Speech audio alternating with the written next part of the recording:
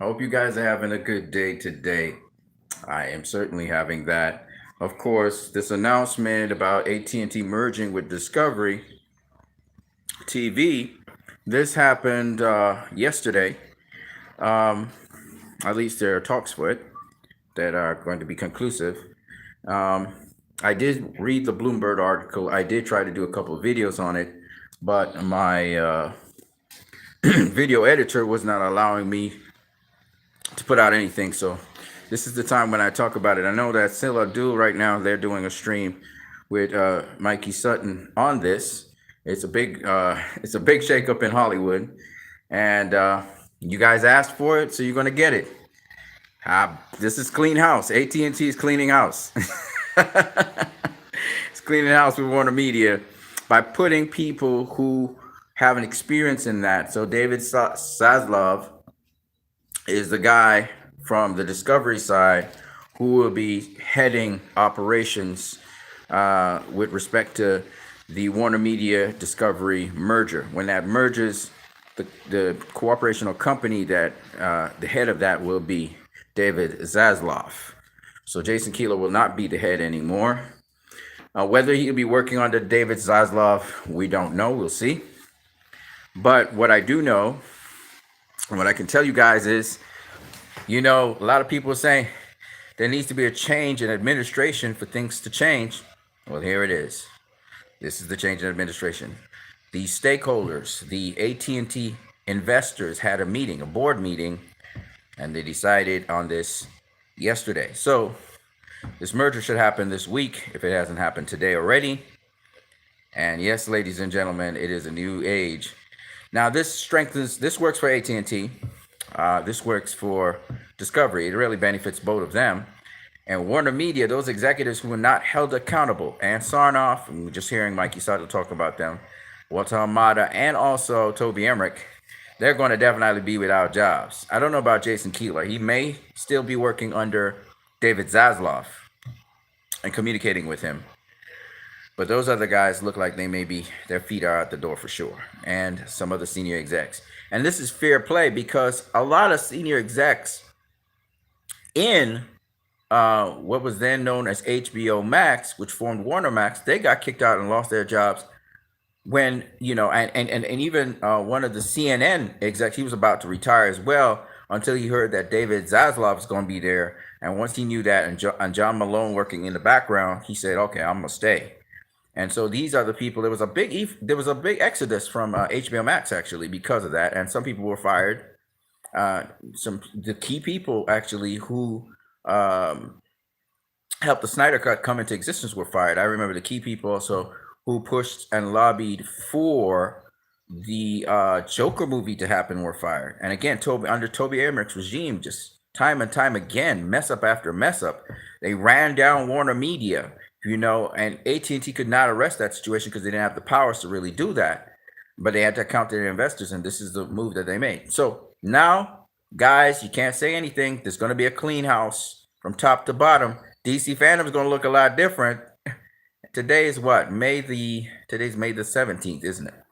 May the 24th coming around the corner, ladies and gentlemen. Let's see how this all pans out. You know what I'm saying? Jason Keeler might be without a job. It is what it is, you know what I'm saying? Did he sort of continue the line of allowing the Snyder Cut to happen? Yes, he did. Was it his idea or did he fight for it? Not necessarily. The guys who fought for it, they lost their jobs. And Casey Bloys and Jason Keeler ended up having the positions of some of those guys. But nonetheless, at the end of the day, I hope they re-employ those guys and fire Jason Keeler and the other people if that's what it is. Or if Jason Keeler was not really on board with that, he was kind of just laying back watching what was happening, then that would be cool as well. But whatever way it is, what I do know is Zack Snyder's Justice League is going to be there because AT&T's been behind Zack Snyder's Justice League. They had a whole exhibition where Zack Snyder's Justice League was featured in their AT&T stadium. So we know AT&T is soundly behind Zack Snyder. Jason Keeler, I think, is still a proponent of that. So he may still have his way. And I think Toby Emmerich and Ann Sarnoff and all of them are going to get cleaned out, which is awesome. But then again, I don't know if, from what I see in with this merger, I don't think some of the execs actually, senior execs and even guys who got kicked out, like how Jason Keeler was operating. So he may be out of work, which will be, it is what it is. You know what I'm saying? I was thinking, first of all, that was bad. And I even said that on Twitter. But I'm thinking back at it and just kind of staying in radio silence for a minute and just thinking about the situation. This may be a good thing. This may be a very good thing because this is like a clean house, start all over with people who actually been in in this type of entertainment. Now, Jason Keeler's been in entertainment. He's been in media entertainment with Hulu, right? So hopefully because he seems like a progressive guy.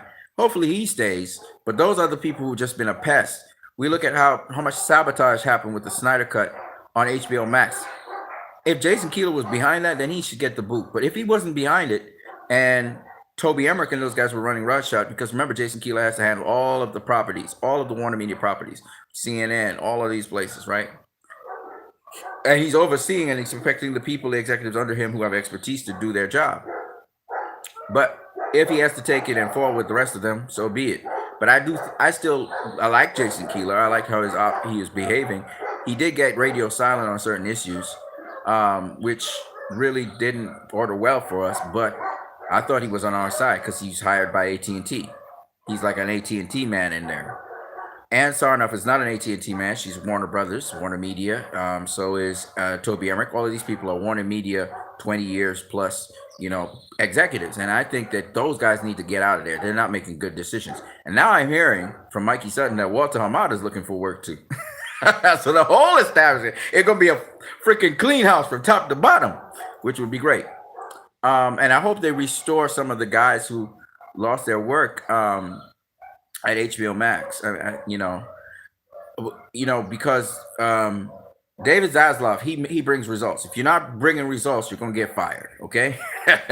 And John Malone, he's a guy from I think it's CNN. I think he's CNN guy. He was going to retire or something like that, and he's connected to, of course, AT&T's John Stankley, I think, something like that. Has a good relationship with Stankley, but not a good relationship with Keeler, I guess. And so he may stay on board. And if he's staying on board, that's like the old school guys, sort of like, but new school guys at the same time, progressive people. And you see how CNN is run. It's pretty good. So if he stays on board, then it means, therefore, that guys like, the two guys, maybe they get back work there, or if they're not working some elsewhere, the people who were in charge of, maybe they fire Casey Bloys and Jason Keeler and just put back the same two guys who were there before, so that HBO Max, because HBO's always had great programming. It's just that cable's no longer, like, cable's phasing out and streaming's coming in. Streaming's taking over everything, including theaters, everything. So that's the future. And Keeler wants to go into, he was the guy that AT&T hired to go into this streaming thing. Now, his methods may have been a bit controversial, but I do think that Keeler was being sabotaged by Emmerich. I think Emmerich was sabotaging Keeler. I really truly believe Jason Keeler was trying to do something with the Snyder Cut and push the Snyder Cut. And, he was very excited about it. He's a fan of Zack Snyder. So I really, it's kind of like he would be a casualty in this. Emmerich saying, oh, if I'm going down, I'm taking you with me, kind of thing. But then again, maybe Keeler stays on and he's operating under Zaslav. And if he's operating under Zaslav and producing results, because HBO Max has been successful. HBO Max has been the only successful thing in that Warner Media stuff. Everything else that has to do with Warner Media was going to hell. All right. On the theatrical side of things, Toby Emmerich and these guys are not producing at all. They're like a burden. But on the AT&T HBO Max side of things was prospering. They were doing well. So all I can say is that Jason Keeler, when it comes to, that was his thing, streaming. So if he's continuing along the line with the passion of streaming, he probably keeps his job. But them other execs, they're probably gone. But then again, if they don't like Keeler, if the execs or whatever didn't like Keeler or how he was operating, he might lose his job. But ultimately, in the end, I hope that, justice is served and that Emmerich and they are out the door. Like, they're gone, like yesterday. Like, they clean out house faster than I thought they would clean out house. Like, they're not even going to finish their contracts. They're going to be out of there. And that would be great. Because the fact that Emmerich and Sarnoff and Hamada are looking to leave and exit like stage left is good news. That means we don't have to worry about all of that Jeff Johns back, gunk and stuff. And now we could get Zack Snyder's Green Lantern. We could see Zack Snyder's Green Lantern, the deleted scene, and we may even get the money invested into seeing him shoot the whole scene, so we could see the whole thing. Because I don't think he shot the whole thing. I think he just had that one rad shot. He might be able to finish off that. We might get enthusiasms. The fandom could finally come together. We still get the programming that maybe Hamada was going to do or whatever, because that has to proceed. That's greenlit. That gets finished. Maybe it gets reshaped a little bit. And we get the Snyderverse, and we get, I don't know what it's going to be called, but the other alternate verse, whatever it is. That would be awesome. That would be awesome, So, guys, I am happy. I told you guys the restore the Snyderverse is going to happen. It's going to happen. And if there's going to be a shakeup, there's going to be a shakeup. But, shake and bake, baby. Shake and bake. Now, this works for AT&T because AT&T's really focused, should have been focused at least on their 5G network. They are in debt, like I told you guys, because of the poor investment into DirecTV. And so now they get to pay that off. And this merger, which is like $130 billion merger, really works everything out.